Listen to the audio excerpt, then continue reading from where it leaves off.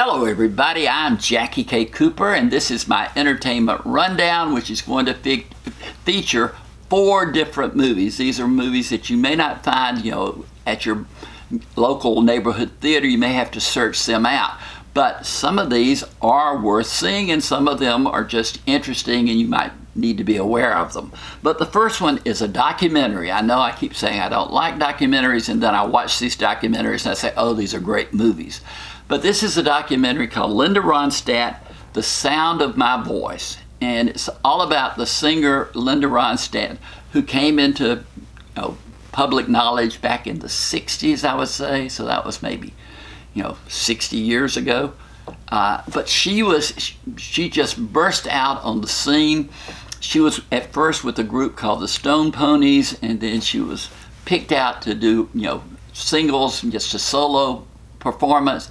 She was there with a bunch of the other 60s stars, and she had a great career. She was a woman who knew her own mind, knew her voice, and she would say, I want to do this song, or I want to do this, or whatever, and the studio that had her contract at the time would say, no, that's not a good career move, and she'd go in and do it herself.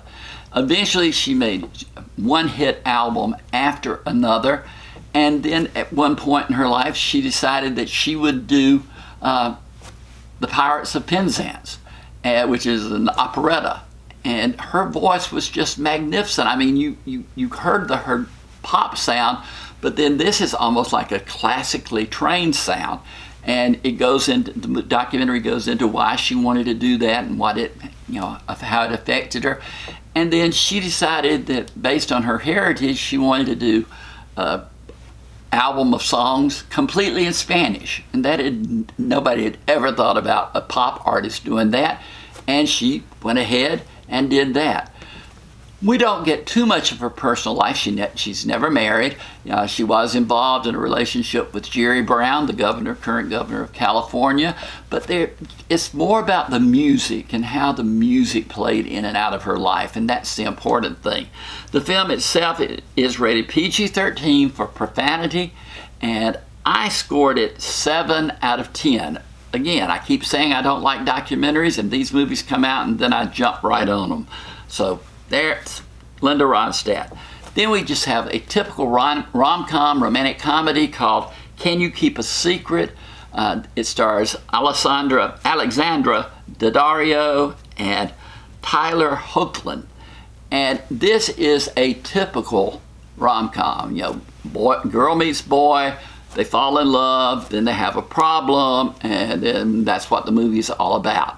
And in this case, it's a young woman who works for a kind of an advertising public relations firm in New York. She's been on a trip to another city. On the way back, she's terribly afraid of flying, and she has a little bit too much alcohol, and they hit turbulence, and the guy sitting next to her, she just blurts out her whole life, everything she's feared, everything she wants to achieve, just all these secrets in her life. And he, of course, played by Tyler Hoechlin. And then when they get back, they part at the airport. Probably never going to see each other again, but this is rom-com world. And so the next day she goes into work and they introduce her new boss to her. And who is it? The guy who is in the plane seat right next to hers. And so that's where the story starts, and you wonder whether or not these two people, she's kind of off the wall with her antics. He's more serious.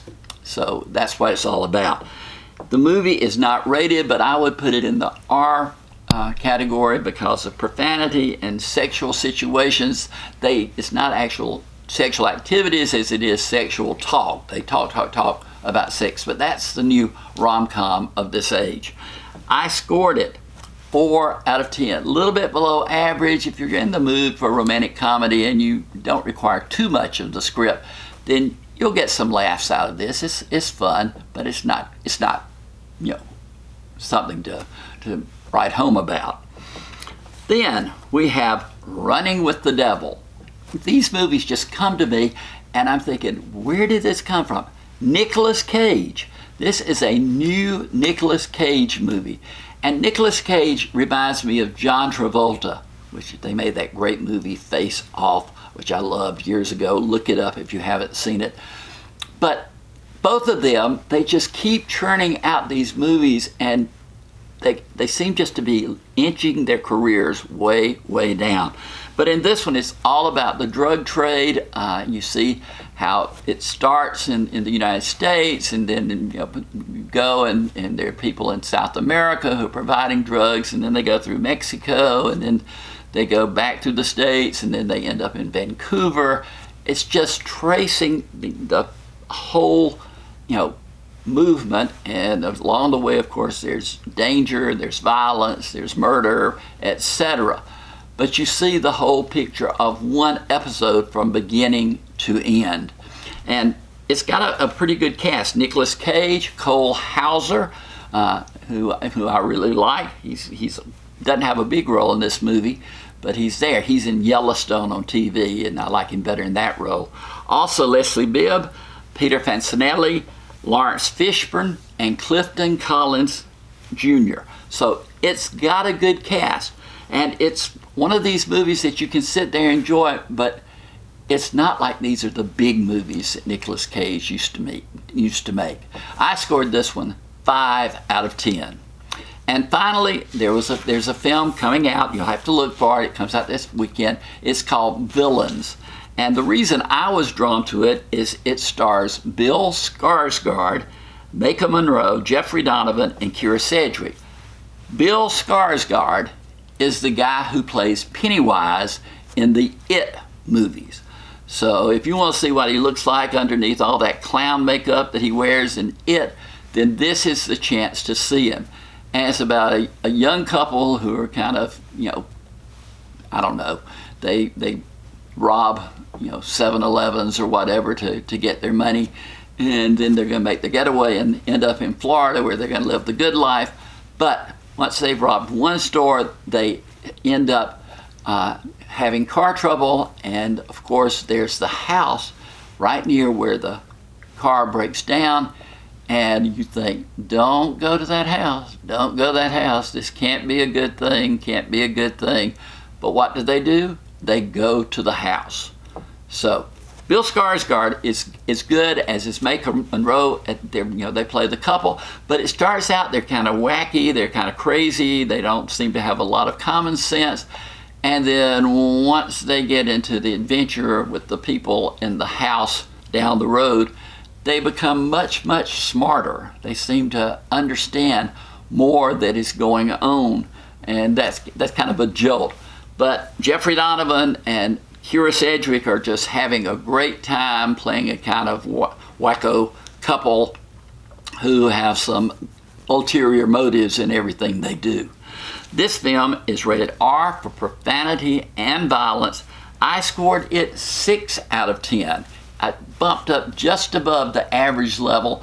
And again, Bill Skarsgård, I'd been interested in him because of it, and he's good in this movie. He carries off his role. So if you get a chance and see this in the neighborhood theater or in a city where it's playing, you might want to take a look at it. Those 4 movies, some of them are good, some of them not so good, but they're all interesting to me in some way. Now, if you get a chance, hit that subscriber button. If you're not a subscriber already, join the gang. Come on in. We're having a great time looking and talking about all these movies. But for today, this has been Jackie K. Cooper's Entertainment Rundown with 4 movies you might want to look for in your local neighborhood theater.